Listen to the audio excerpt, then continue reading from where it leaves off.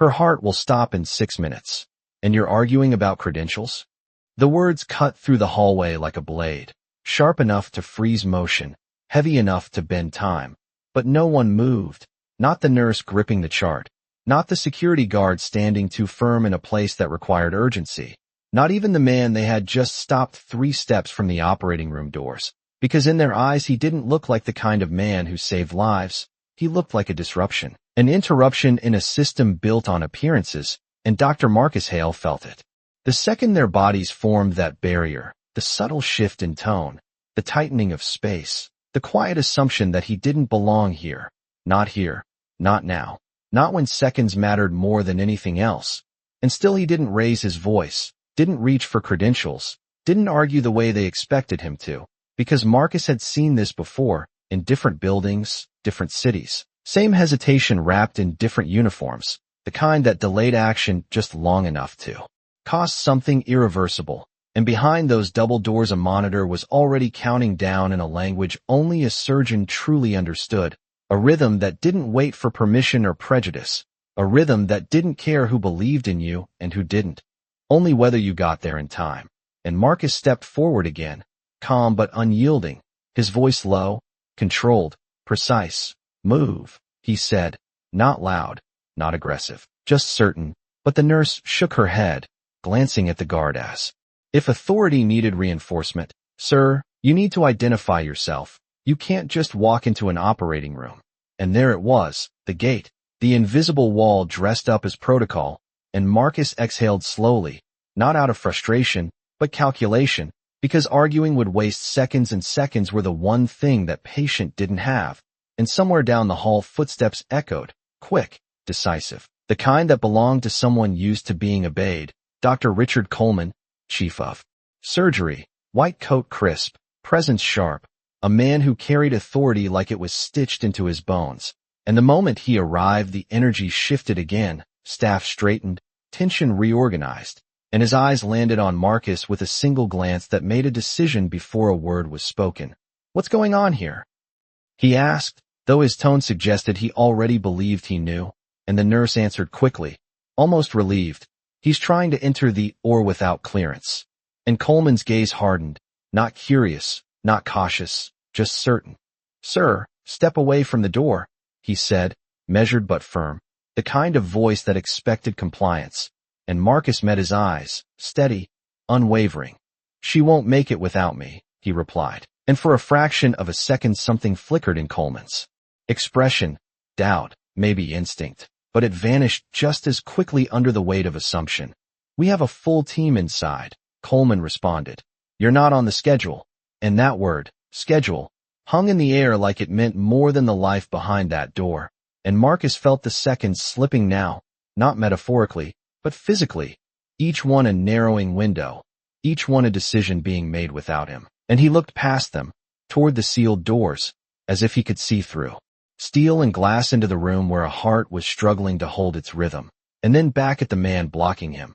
You're making a mistake, Marcus said, still calm, still controlled. But now there was weight behind it, the kind that didn't need volume to carry consequence. And Coleman stepped closer, authority tightening around him. If you don't step back, I'll have security escort you out, he said, and the guard shifted slightly, ready to act, ready to enforce a rule that felt smaller.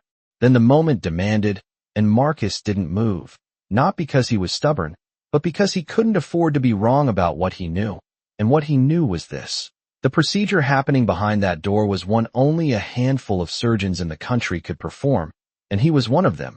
And the clock wasn't slowing down, not for protocol, not for pride, not for a man who thought he understood the situation. And for a brief second the hallway fell into a strange silence, the kind that exists right before everything changes. And Marcus spoke again, quieter this time, but sharper. 6 minutes, he said, that's all she has.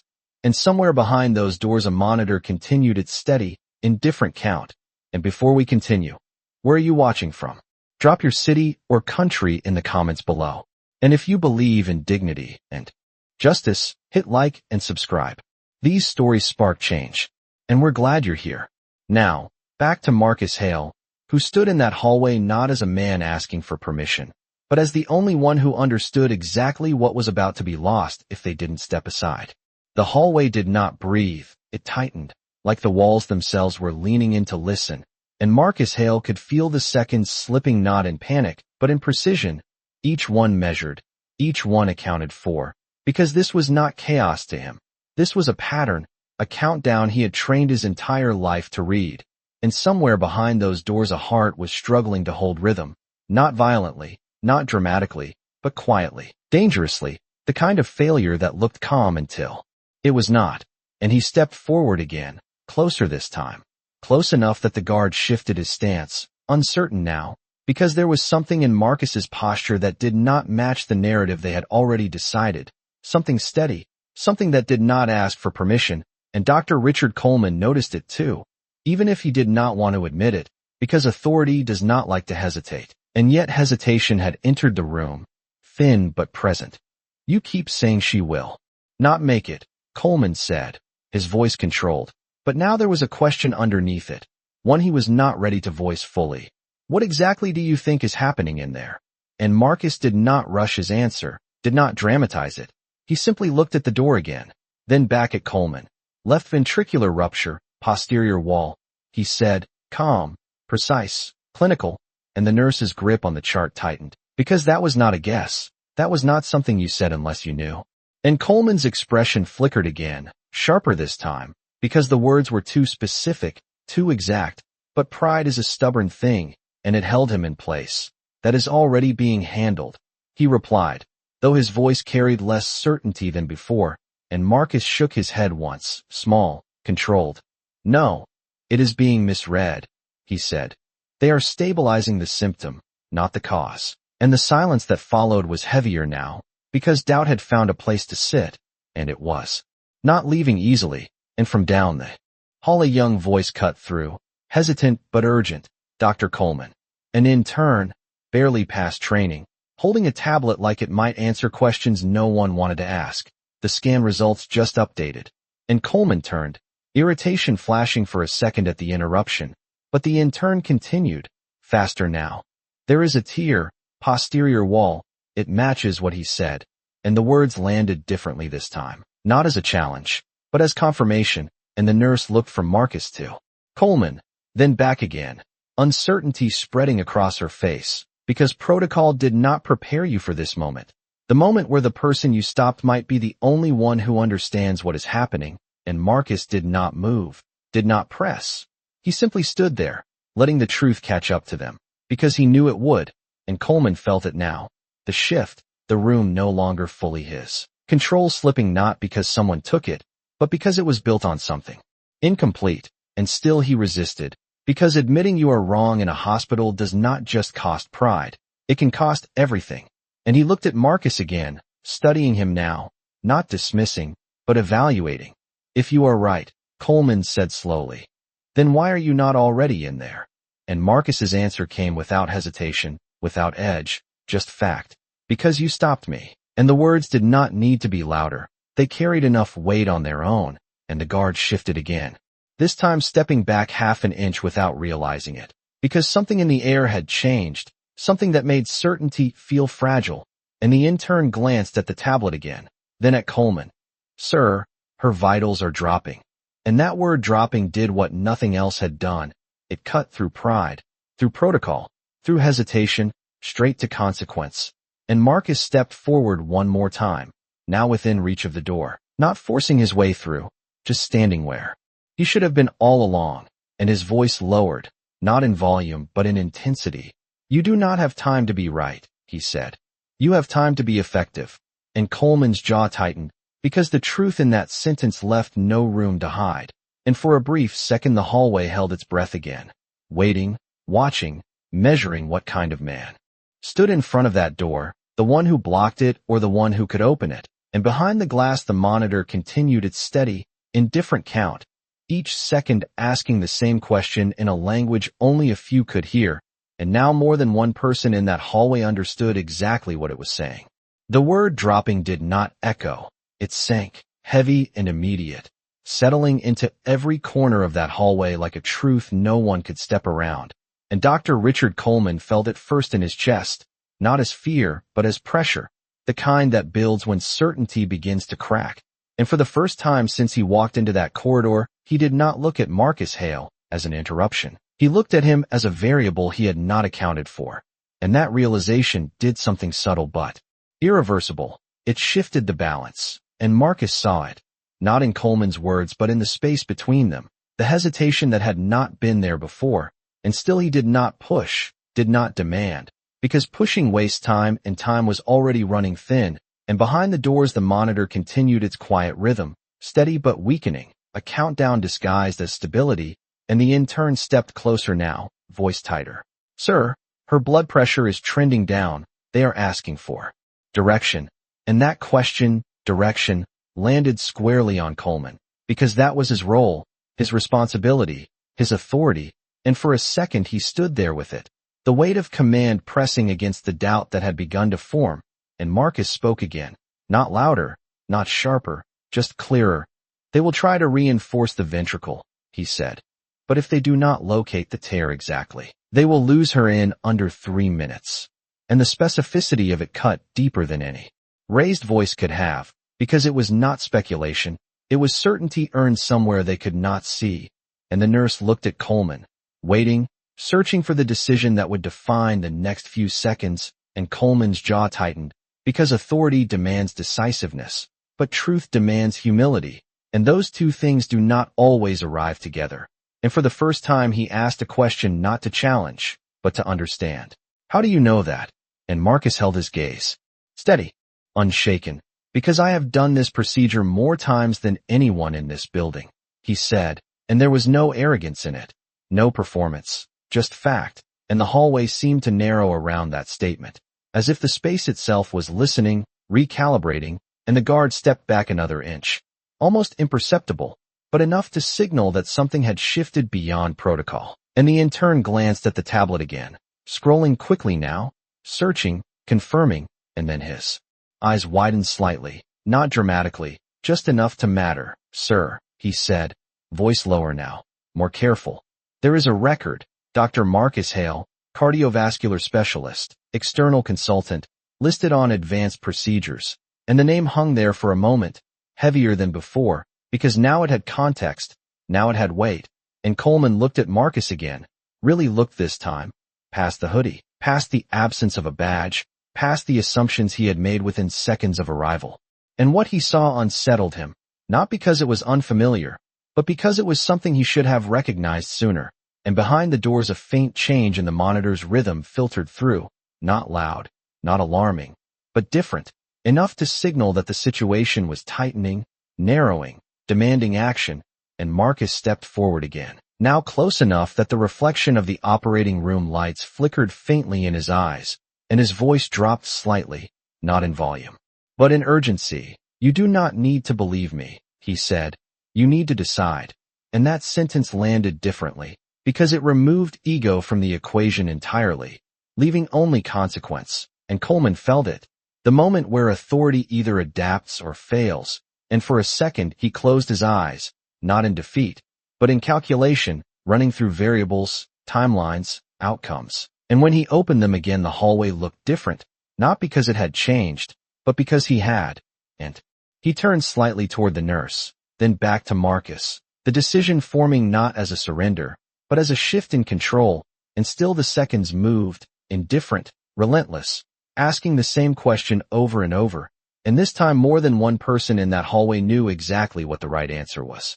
The decision did not arrive with a shout. It arrived in a breath, subtle but absolute, and Dr. Richard Coleman stepped back half a step, not dramatically, not as a surrender, but as a recalibration of control, the kind that only happens when reality forces its way past assumption. And for the first time since this began, he turned slightly away from the door and said, "Open it." And the nurse hesitated for a fraction of a second, not because she doubted him, but because the shift had happened so quickly it felt unreal. And then she moved, pressing the access panel, the soft click of the lock disengaging, sounding louder than it should have, like a signal that something irreversible had just been set in motion. And Marcus Hale did not rush forward immediately. He did not break into motion like someone trying to prove a point. He simply stepped through the space that had finally opened, controlled, precise, as if he had been walking toward that door the entire time.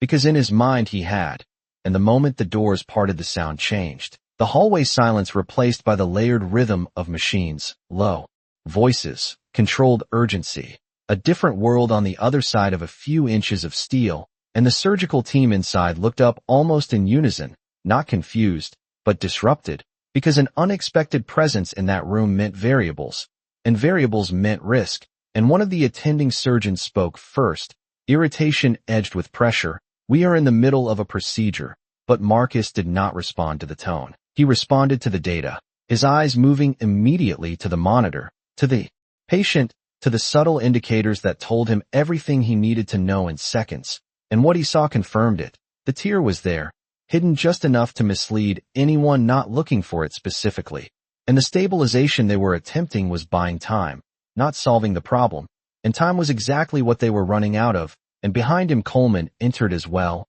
slower, watching, not interrupting yet, because now he was no longer the only authority in the room, and that realization sat heavy but necessary, and Marcus stepped closer to the table, not touching anything, not overstepping, just observing, calculating, and then he spoke, calm, direct. "You are reinforcing the anterior wall," he said, and the attending surgeon nodded quickly, defensive but focused.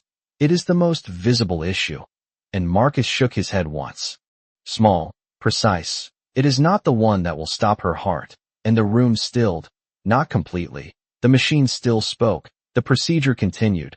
But attention shifted, eyes moving toward him, measuring, evaluating. Because in a room like this you do not ignore certainty when it sounds like that. And Coleman watched closely now, his earlier resistance replaced by something sharper, something more dangerous, awareness. And the intern lingered near the doorway, tablet still in hand, as if documenting history without realizing it. And Marcus pointed slightly, not touching, just indicating.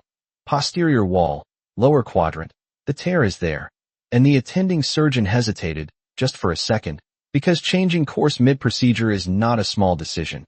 It is a risk layered on top of risk, but the monitor responded in its own way, a slight drop, subtle but undeniable, and that was enough. Because in this room data speaks louder than hierarchy, and the surgeon adjusted, shifting focus, following the direction Marcus had given, and Coleman felt it then, the full weight of what had almost happened, not as a dramatic realization, but as a quiet understanding that if those doors had stayed closed just a little longer the outcome would have been decided without the one person who could change it. And Marcus did not look back, did not acknowledge the hallway, the delay, the judgment, because none of that mattered now.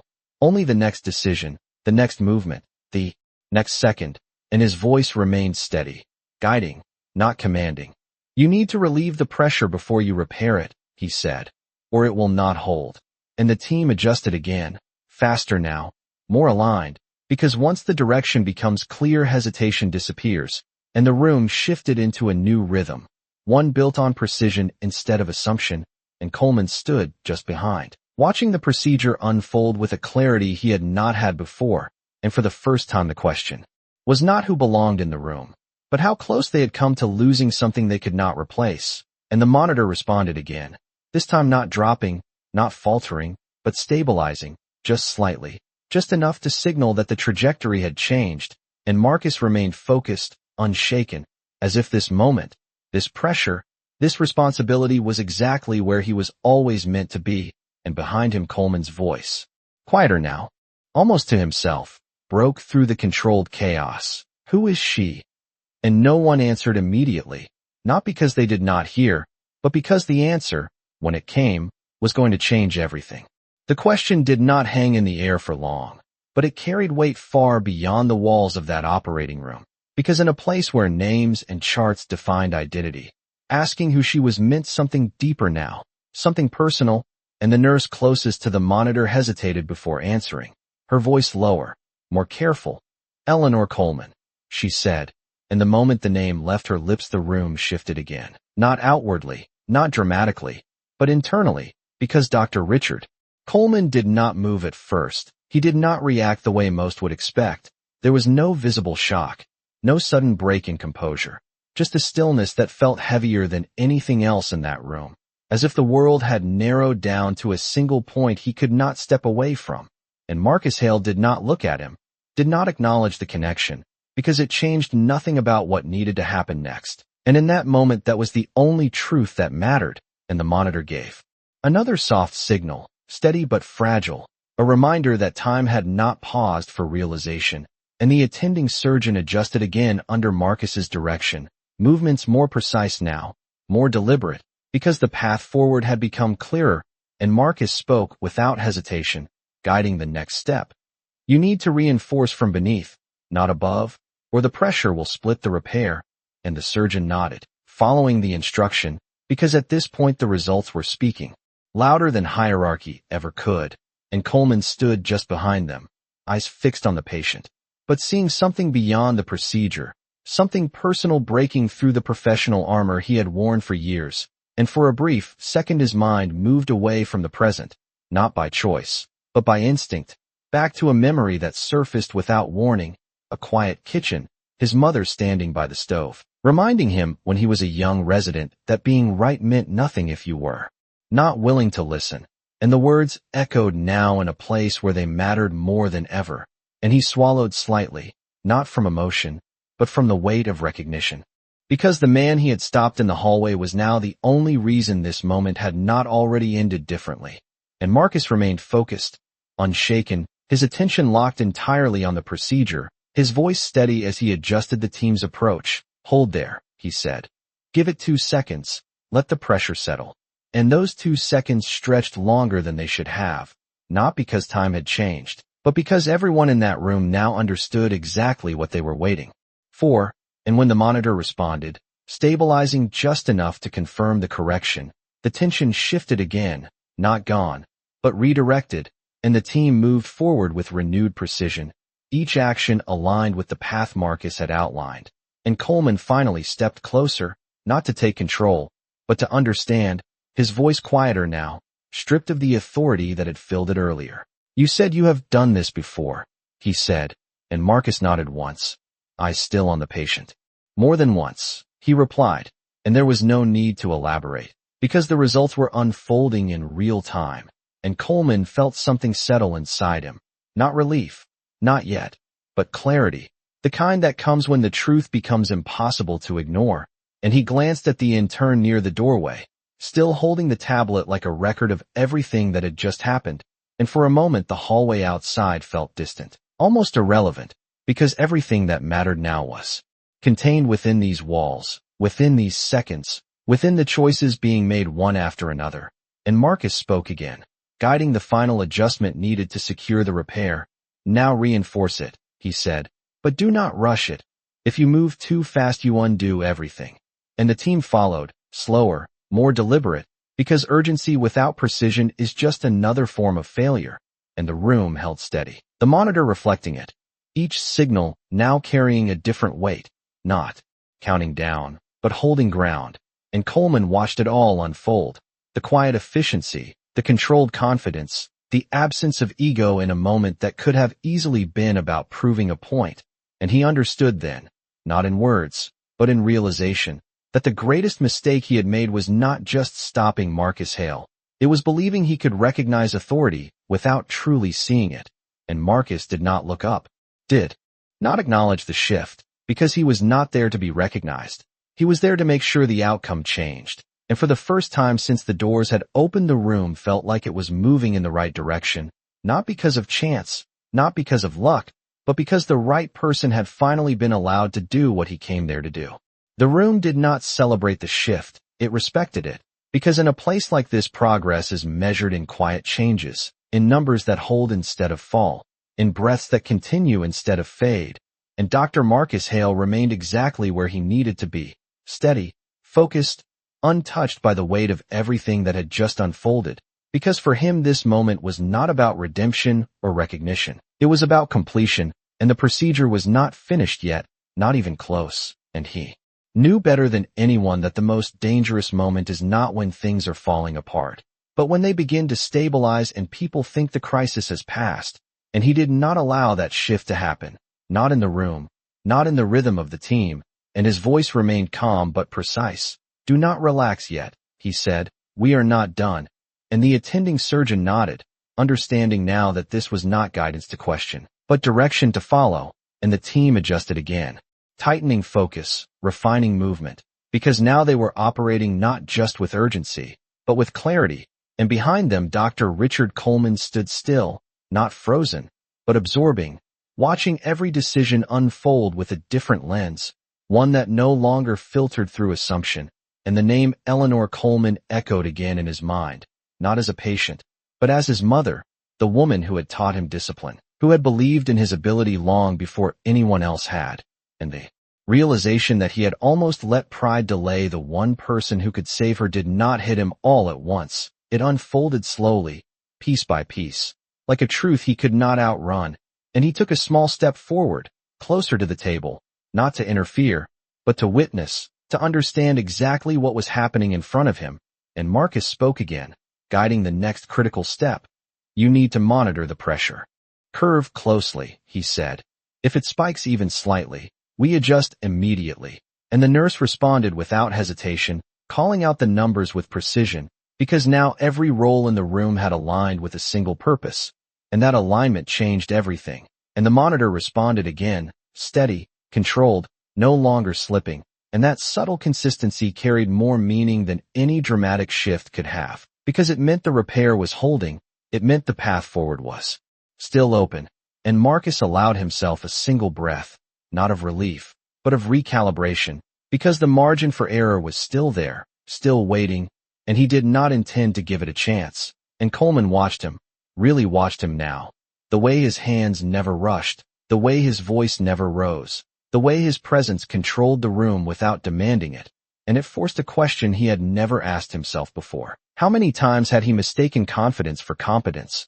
How many times had he judged expertise by appearance instead of evidence? And the answer did not come in words, it came in realization, and that realization settled heavily in his chest, because it was not just about this moment, it was about every moment before it, every decision shaped by assumptions he had never challenged. And Marcus continued, guiding the final sequence. "Now reinforce the repair slowly," he said. "Layer it. Do not force it. Let it hold on its own."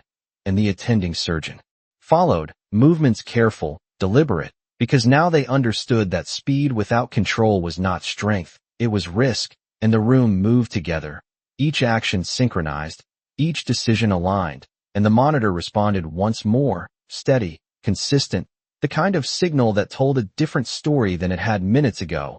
And Coleman felt something shift inside him, not just relief, but something deeper, something that felt like accountability, because the outcome unfolding in front of him was not just a result of skill, it was a result of a second chance he had almost denied. And he stepped closer, his voice quieter than it had been at any point before. "Dr. Hale," he said, not as a command, not as a challenge, but as recognition, and Marcus did not look up immediately, did not respond to the name as if it changed anything about what needed to be done, because titles and acknowledgement meant nothing in this moment. And when he did speak, it was without turning, without breaking focus. "Stay with the numbers," he said. "They will tell you everything." And Coleman nodded, not because he was told to, but because he understood, and for the first time since this began he was not leading the room, he was learning from it. And that shift, quiet and unspoken, carried more weight than anything else that had happened, because it meant something had changed not just in the procedure, but in the man who had almost stopped it. The room did not rush toward relief, it moved carefully around it, because everyone inside understood that survival is not declared in a single moment, it is built second by second, decision by decision, and Dr. Marcus Hale remained anchored in that truth, his attention fixed on the smallest details, the subtle fluctuations that others might overlook, because those were the details that decided outcomes. And the monitor continued its steady rhythm, no longer falling, not yet rising, but holding. And that fragile stability carried its own kind of tension, the kind that demands discipline. And Marcus spoke again, his voice even, controlled. "Maintain the pressure where it is," he said. "Do not chase improvement too fast. Let the repairs settle into place." And the attending surgeon followed without hesitation, because by now the pattern was undeniable. Marcus did not guess, he knew, and the team adjusted accordingly. Their movements synchronized, their focus sharpened, and Dr. Richard Coleman stood just behind, watching not as the leader of the room, but as someone witnessing something he could not ignore, and his eyes moved between the monitor and Marcus, between the numbers and the man who had read them before anyone else. And for the first time he allowed himself to fully accept what had almost happened, not in theory, not as a possibility, but as reality. And that realization settled deeper than any professional mistake ever had, because this was not about reputation. It was about his mother, and the distance between those two truths was something he could not reconcile easily. And Marcus continued, guiding the next adjustment with the same calm precision. "We are approaching stabilization, but we are not there yet," he said. "Watch for any sudden change in rhythm. Even a small one matters." And the nurse nodded, eyes fixed on the monitor, calling out each reading with clarity, because now every number carried weight. Every fluctuation meant something. And the intern near the doorway shifted slightly, still holding the tablet, still watching, but now understanding that what he was witnessing was more than a procedure. It was a lesson unfolding in real time, one that would stay with him long after this moment passed. And Coleman stepped closer again, his voice quieter than before, stripped of authority, replaced with something more honest. "What happens if the pressure shifts again?" he asked, not as a challenge, but as a question he needed answered. And Marcus responded without looking at him, his focus never leaving the patient. "Then we adjust immediately," he said. "But we do not panic, because panic creates mistakes, and mistakes are what we cannot afford." And the simplicity of the answer carried more weight than anything complex could have, because it revealed something fundamental. Control was not about dominance, it was about discipline, and Coleman absorbed that, not as a lesson spoken, but as one demonstrated. And the room held steady, the procedure continuing with a rhythm that felt different now, not rushed, not chaotic, but deliberate. And the monitor responded again, this time with a slight upward trend, subtle but undeniable, and the nurse's voice reflected it. A small shift in tone that signaled progress, and Marcus allowed himself another brief recalibration, adjusting his stance slightly, not out of fatigue, but out of focus, because even success requires precision to maintain. And he spoke again, guiding the final reinforcement. "Layer it carefully," he said. "Do not force the structure, let it hold on its own strength." And the attending surgeon followed, movements slower now, more intentional, because the urgency had transformed into responsibility. And Coleman watched it all, the transformation of the room, the shift from assumption to clarity. And he felt something settle inside him. Not relief, not yet, but something closer to understanding. Because the man he had stopped in the hallway had not argued, had not demanded, had not tried to prove anything. He had simply waited for the truth to catch up, and when it did, he stepped into the role he had always held, without hesitation, without ego, and that realization carried a weight Coleman could not ignore, because it forced him to confront something deeper than a single mistake. It forced him to question the lens through which he had made countless decisions before this one. And Marcus continued, his voice steady as the final adjustments took shape. "We are close," he said, "but we finish this the same way we started, controlled, precise, no shortcuts." And the team moved in unison, each action aligned with that directive, and the monitor responded once more, stronger now, more consistent. And the room felt it, not as celebration, but as confirmation. And Coleman exhaled slowly, not releasing tension, but acknowledging the moment. Because for the first time since this began, he understood exactly what had been at stake, and exactly who had made the difference. And he looked at Marcus again, not as an outsider, not as a disruption, but as the reason the outcome in front of him had changed at all.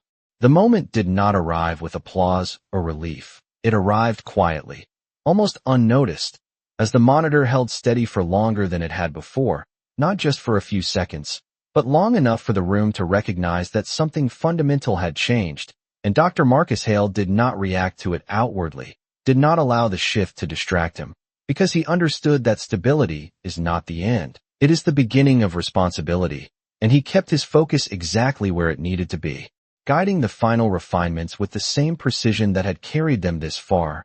"Hold that position," he said, his voice calm, unwavering. "Do not adjust unless the numbers tell you to." And the team followed without hesitation, because by now there was no uncertainty left about who was directing this outcome. And Dr. Richard Coleman stood just behind, watching the monitor as if it were translating something he had not understood before, each steady signal reflecting not just the patient's condition, but the consequence of a decision he had almost made differently. And for a moment his mind drifted again, not away from the room, but deeper into himself, into a memory he had not revisited in years, the first time he stood in an operating room as a young resident, nervous, uncertain, watching his mentor work with the same quiet control Marcus was showing now. And he remembered the lesson that had been given to him then, not through words, but through observation, that true authority does not announce itself. It reveals itself through consistency, through results. And he realized now that he had forgotten that lesson somewhere along the way, replaced it with something easier, something more visible, something that looked like control but did not carry the same weight. And Marcus continued, his attention unwavering. "We are transitioning now," he said, "from stabilization to preservation. Do not treat them the same." And the attending surgeon nodded, understanding the distinction. Because preservation requires a different kind of focus, a different kind of patience, and the room adjusted accordingly, movements slowing slightly, becoming more deliberate, because now the goal was not just to hold the line, but to secure it. And the monitor reflected that shift, each signal consistent, each reading reinforcing the direction they had taken, and Coleman stepped a little closer, not intruding, just present, his voice quieter than it had ever been. "She is going to make it, isn't she?" he asked, not as a statement, not as a demand, but as something closer to hope. And Marcus did not answer immediately, not because he did not know, but because he understood the weight of that question, and when he spoke, it was measured, grounded. "She has a path now," he said, "but we finish this before we talk about outcomes."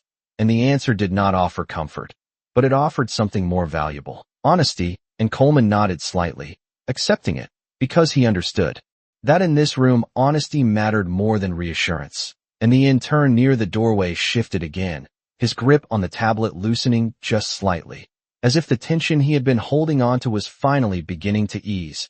And the nurse continued calling out the numbers, each one steady, each one reinforcing the same truth. And Marcus guided the final adjustments with the same discipline that had defined every step so far. "Secure the repair," he said. "Do not leave any weakness, even if it costs us an extra minute." And the team followed, because now time was no longer something they were losing. It was something they were using, and that distinction changed everything. And Coleman watched as the final reinforcement took shape, the procedure moving toward completion with a level of control he had not seen at the beginning. And he felt something settle inside him, not just relief, but something heavier, something closer to accountability, because the outcome in front of him was not just the result of skill. It was the result of a moment where he had been forced to choose between assumption and truth, and he had almost chosen wrong. And Marcus did not look back, did not acknowledge any of that, because for him the moment was not about reflection, it was about execution. And he spoke one last time for this phase, his voice steady, final. "We are done when the system holds on its own," he said, "not when we think it should." And the team followed through, completing the final steps with precision. And the monitor responded one more time, steady, consistent, holding without effort, and the room recognized it, not with celebration, but with a quiet understanding that they had crossed the line from crisis into control. And Coleman exhaled slowly, not releasing everything, but enough to acknowledge what had just been secured. And he looked at Marcus again, not as a question, not as a challenge, but as something he had not offered before, recognition. Because the man he had stopped outside that door had not just changed the outcome of this procedure, he had changed something far deeper than that. The room did not erupt when the final reinforcement settled into place. It exhaled, slowly, collectively, as if every person inside had been holding the same breath without realizing it. And the monitor continued its steady rhythm, no longer fragile, no longer uncertain, but consistent in a way that did not need interpretation. And Dr. Marcus Hale stepped back half a step, not to disengage, but to observe the system without interference, because the true test was not the action itself, it was what remained after the action was complete.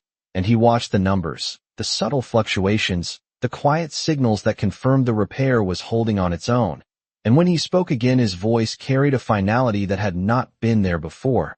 "That is stable," he said, not as a celebration, not as a declaration, but as a fact, and the attending surgeon nodded, a small movement that acknowledged more than just the outcome. It acknowledged the process that had led to it, and the nurse's voice softened slightly as she continued calling out the readings, each one reinforcing the same truth. And for the first time since the doors had opened, the room felt different, not tense, not urgent, but controlled, and Dr. Richard Coleman stood still, his eyes fixed on the monitor for a moment longer before shifting to Marcus. And there was something in that look that had not existed before, something stripped of assumption, stripped of authority, replaced with something far more difficult to carry, awareness. And he took a step closer, his voice quieter than ever. "You saved her," he said, and the words were not dramatic, not emotional. They were simple, direct, but they carried the full weight of everything that had just unfolded. And Marcus did not respond immediately. He did not turn toward Coleman, did not acknowledge the statement in the way most would expect, because for him, this was not about ownership. It was about responsibility, and when he did speak, his voice remained calm, grounded. "The team did what they needed to do," he said, and the answer shifted the focus away from himself, not out of modesty, but because that was how he operated. And Coleman nodded slowly, understanding that the response was not deflection, it was principle, and the intern near the doorway finally lowered the tablet slightly, as if the moment had transitioned from something to capture into something to absorb, and the attending surgeon stepped back as well, giving space, not because it was required, but because it felt appropriate. And the room settled into a new rhythm, one defined by completion rather than urgency, and Marcus took one last look at the monitor, confirming what he already knew, that the system was holding, that the path forward was no longer closing. And then he turned slightly, not toward Coleman, not toward the team, but toward the door, as if the next step had already been decided in his mind, and Coleman noticed it immediately, the shift from engagement to departure, and it caught him off guard, because there were still words that needed to be said, things that could not be left unspoken, and he stepped forward, just enough to close the distance slightly. "Dr. Hale," he said, and this time the name carried weight, not as a title, but as recognition, and Marcus paused, just briefly, not fully turning, just enough to acknowledge that he had heard, and Coleman continued, the words slower now, more deliberate. "I should not have stopped you," he said, and the sentence hung in the air, not as an excuse, not as a justification, but as an admission, and for a moment the room seemed to quiet even further, as if everyone understood that this was a different kind of moment, one that did not involve procedures or protocols, but something more personal, and Marcus turned slightly more, just enough to meet Coleman's eyes.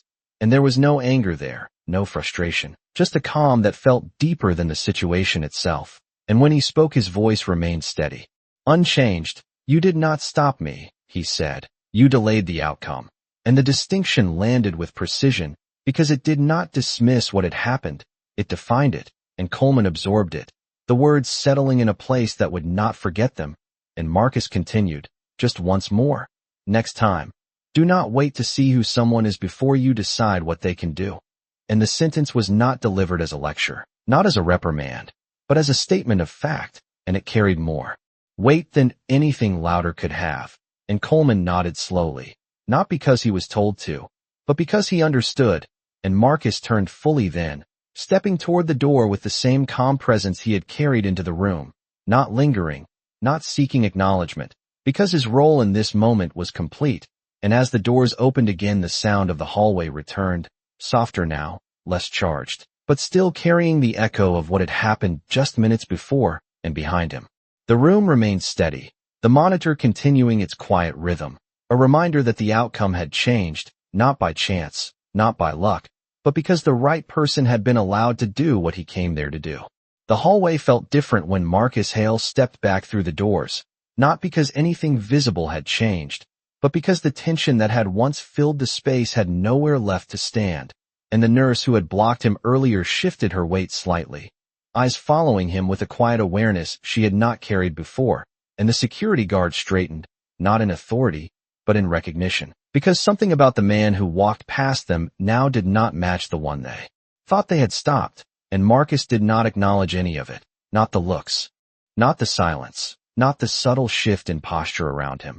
Because for him the moment had already passed, and what mattered had already been decided inside that room, and his steps remained steady, unhurried, as if the urgency that had driven him here had been left behind with the outcome it had secured, and behind him the doors closed again with a soft sound, separating two versions of the same moment, the one where he had been denied entry and the one where he had been the difference. And Dr. Richard Coleman stood just inside, watching that door for a second longer than necessary, as if something had moved through it that he could not fully grasp yet, and the attending surgeon spoke quietly beside him.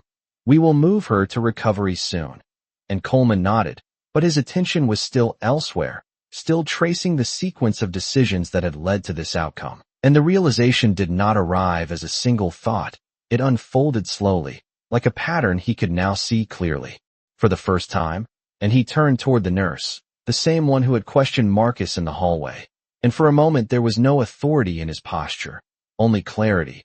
"If he had not walked in," he said, not asking, just stating, and the nurse did not answer right away, not because she did not understand, but because the answer felt heavier than words, and when she did speak her voice was lower, more careful. "We would have stayed on the wrong repair," she said, and Coleman nodded once, absorbing it, because that was the truth stripped of everything else. No interpretation, no defense, just consequence. And the intern stepped forward slightly, still holding the tablet, his voice hesitant but grounded. "I checked his record," he said. "He is one of the leading specialists in that procedure." And the words landed differently now, not as information, but as confirmation of something that had already been proven, and Coleman exhaled slowly, not out of relief, but out of understanding, because the man he had stopped was not just qualified, he had been essential, and that distinction mattered more than anything else. And he turned back toward the door again. But Marcus was already gone, his presence reduced to memory and impact, and for the first time Coleman felt the weight of that absence, not because he needed Marcus in the room anymore, but because there were words that should have been said before he walked away, and the hallway outside carried on, nurses moving, voices low, the normal rhythm of a hospital resuming as if nothing extraordinary had just taken place. But for those who had been there the space felt permanently altered, because they had seen something that did not fit into routine, something that challenged the way decisions were made, and Coleman stepped out into the hallway, his eyes scanning briefly. But Marcus was already at a distance, walking with the same calm presence he had carried from the beginning, and Coleman called out, not loudly, but clearly, "Dr. Hale," and the name carried through the space just enough to reach him, and Marcus paused, turning slightly, not fully, just enough to acknowledge the voice, and Coleman closed the distance by a few steps, his expression no longer guarded, no longer authoritative, but honest in a way it had not been before, and for a moment he did not speak, as if choosing the words mattered more than saying them quickly, and when he did his voice was steady, direct. "Thank you," he said, and the simplicity of it carried more weight than anything else he could have added, because it was not about formality, it was about recognition, and Marcus looked at him, calm, unreadable, and gave a slight nod, not dismissive, not accepting praise, just acknowledging the moment as it was, and then he turned again, continuing down the hallway without hesitation, because for him the story had already moved on, and Coleman remained where he stood, watching him leave, understanding now that the difference between authority and impact was not always visible at first glance, but once you saw it, you could not unsee it, and the hallway, once just a place of movement, now carried the quiet echo of a lesson that had been learned the only way it ever truly is, in real time, with consequences that could not be undone. Marcus Hale did not look back again, not because he was unaware of what had changed, but because he understood that some shifts did not need acknowledgement to be real, and his footsteps carried him steadily down the long corridor, past nurses who now glanced twice, past staff who seemed to pause just a fraction longer than before, as if trying to reconcile the man they had seen earlier with the one who had just walked out of an operating room that no one else had been able to stabilize, and still he remained the same, unhurried, unannounced, his presence quiet but unmistakable, and behind him Dr. Richard Coleman stood where he had stopped, watching the space Marcus had just moved through, not because he expected him to return, but because something about that moment refused to let him move on, as easily as the rest of the hospital seemed to, and the hallway resumed its rhythm around him, carts rolling, voices low, pages being called. But for Coleman, everything felt slightly out of alignment, as if the structure he had trusted for years had shifted just enough to reveal something underneath it, something he had never fully examined, and he turned slowly, walking back toward the operating room. But his pace was different now, less certain, more deliberate, and as he stepped inside the room again, the team was already transitioning, preparing for recovery, their movements efficient, controlled, the kind that followed a successful outcome. And yet there was a quiet awareness in their expressions, a shared understanding that what had just happened extended beyond procedure, and the attending surgeon glanced at Coleman briefly, then back to the work at hand, as if acknowledging him without fully engaging. And that subtle shift did not go unnoticed, because for the first time, Coleman felt what it meant to not be the central authority in the room, not through challenge, but through comparison, and he moved closer to the monitor again, watching the steady rhythm that now felt almost symbolic, not just of the patient's condition, but of the moment itself, and the nurse spoke quietly beside him. "She is stable," and the words should have brought immediate relief, but instead they carried something more layered, because stability now came with context, and that context could not be separated from the decisions that had nearly prevented it, and Coleman nodded slowly, his eyes still on the monitor, and for a moment he said nothing, because there were no words that could fully capture what had just been revealed to him. And the intern stepped closer again, no longer hesitant, but thoughtful, his voice careful. "Sir, I did not recognize him either," he said, not as an excuse, but as an observation, and Coleman looked at him, really looked, seeing not just the young doctor, but the reflection of someone he had once been, and he shook his head slightly, not dismissing the statement, but correcting it. "That was not the problem," he said, his voice low but clear. "The problem is that we thought recognition was required," and the distinction settled into the room, quiet but undeniable. And the intern nodded slowly, absorbing it, because it was not just a correction, it was a lesson, and Coleman turned back to the patient, to the steady monitor, to the outcome that now existed where failure had almost taken hold, and he felt something shift inside him again, not just understanding, but responsibility. Because awareness without change is just another form of denial, and he stepped back from the table, giving the team space to complete their work. And as he did, his mind moved through the sequence once more, not to relive it, but to understand it fully. The moment in the hallway, the decision to block, the hesitation, the delay, and the quiet presence of a man who never once raised his voice, never once demanded authority, and still changed everything. And Coleman exhaled slowly, the weight of it settling deeper, because this was not a mistake that could be dismissed as oversight. It was a pattern that had gone unchallenged for too long. And as he stepped out of the operating room again, the hallway greeted him with the same steady rhythm it had always carried. But now it felt different, not because the environment had changed, but because he had. And somewhere down that corridor, Marcus Hale was already gone, not waiting, not lingering, because his role had never been about being seen. It had been about making a difference when it mattered most. And Coleman stood there for a moment longer, not lost, not uncertain, but aware in a way that would not fade easily. Because the lesson had not been spoken loudly, it had been lived, and that made it impossible to ignore. The hallway no longer felt like a place of interruption. It felt like a place of consequence.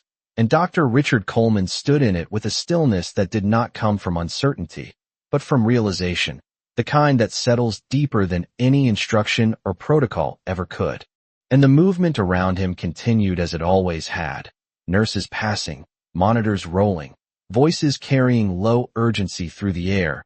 But for him the space had changed in a way that would not return to what it had been before, and he began to walk, not with the authority that once defined his presence, but with a measured pace that reflected something quieter, something more deliberate. And as he moved down the corridor, his eyes traced the path Marcus Hale had taken, not because he expected to find him, but because that path now carried meaning. And he stopped briefly near the station where the nurse who had first blocked Marcus was standing, reviewing notes with a focus that felt more careful than before, and she looked up as Coleman approached, her expression composed but aware, and for a moment neither of them spoke, because the moment did not require explanation, it required acknowledgement. And Coleman broke the silence with a voice that had lost its edge, replaced by clarity. "We made a decision based on what we saw," he said, not accusing, not excusing, just stating, and the nurse nodded slightly, her grip tightening just enough to reveal that she understood exactly what he meant, and Coleman continued. "And we almost lost something because of it." And the words settled between them, not as blame, but as truth, and the nurse exhaled quietly, not in defense, but in recognition. "We thought we were following protocol," she said, and Coleman nodded once, because that was exactly the point. "Protocol does not replace judgment," he replied, and the distinction carried weight, because it was not about breaking rules, it was about understanding when rules were not enough. And the nurse lowered her gaze briefly, absorbing it, and Coleman moved on, not because the conversation was finished, but because it had said what it needed to. And as he continued down the hallway, he passed the security guard who had stood firm at the door earlier, and the man straightened slightly, his posture reflecting a different kind of awareness now, not authority, but reflection, and Coleman paused just long enough to meet his eyes. And in that brief exchange there were no words, only understanding, because some lessons do not need to be spoken to be shared. And further down the corridor the intern stood near a workstation, still holding the tablet, but no longer looking at it, his attention fixed somewhere else, somewhere internal, as if replaying the moment over and over again. And Coleman approached him, not as a superior, but as someone who had learned the same lesson at the same time, and he spoke quietly. "You saw it before we did," he said, and the intern looked up, surprised. "I was just reading the data," he replied, and Coleman nodded. "That is what matters," he said, "not what we expect to see, but what is actually there." And the intern absorbed that, his posture shifting slightly, because the lesson was not just about that moment. It was about every moment that would follow, and Coleman stepped away again, continuing down the corridor until he reached a point where the hallway opened into a wider space. And he stopped there, not because he was lost, but because he understood that something had reached its conclusion, not the procedure, not the outcome, but the moment itself. And he looked back once, not searching, not expecting, but acknowledging, because somewhere in that building Marcus Hale had already moved on, his presence reduced to impact, and Coleman stood there for a moment longer, allowing the realization to settle fully, that authority without awareness is fragile, that recognition without understanding is incomplete, and that the most dangerous assumption is believing you know who matters before you take the time to see them clearly. And as he turned forward again, the hallway did not change, the hospital did not pause, but something in him had, and that shift would follow him long after this moment faded, because it was not just about what had been corrected, it was about what would never be overlooked the same way again.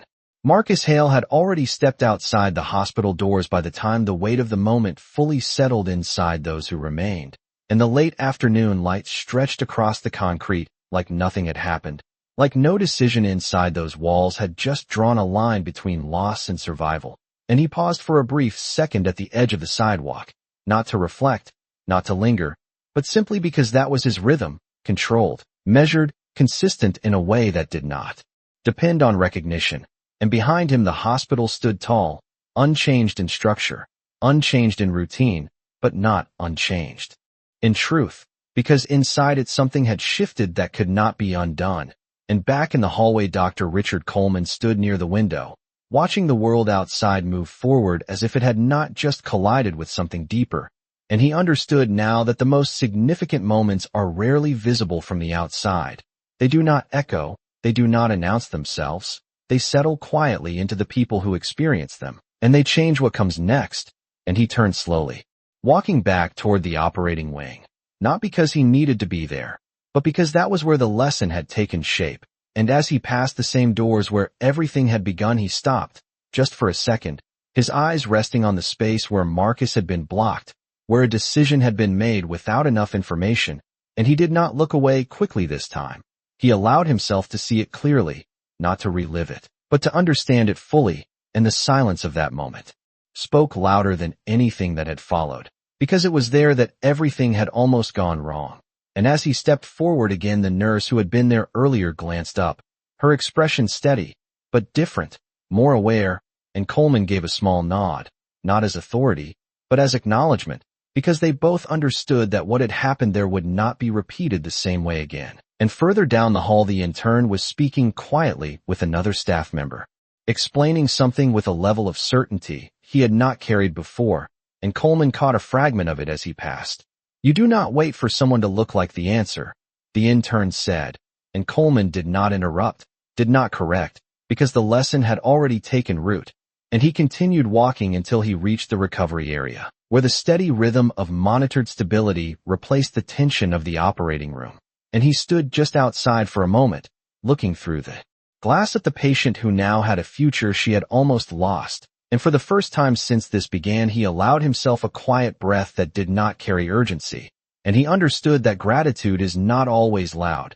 Sometimes it is a decision to change, to adjust, to never let the same mistake repeat itself under the same conditions. And he turned away from the glass, not because the moment was over, but because it had already done what it needed to do. And outside, Marcus continued walking, his pace unchanged, his presence blending back into the world, as if he had never stepped into that hospital at all. Because for him the work was never about being remembered, it was about being effective when it mattered. And he reached his car, pausing briefly as he placed his hand on the door, not in reflection, but in stillness, the same stillness he had carried through every second inside that building. And then he got in and drove away, the hospital shrinking in the rearview mirror, not as something left behind, but as something completed.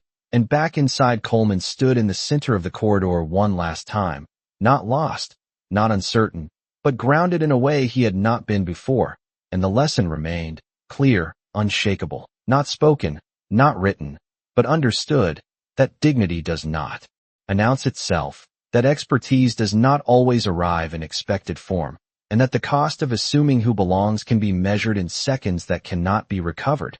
And as he resumed walking, the hallway felt the same under his feet, but the way he moved through it had changed, quieter, more aware, more precise, because the truth had already revealed itself, and it did not need to repeat itself to be remembered.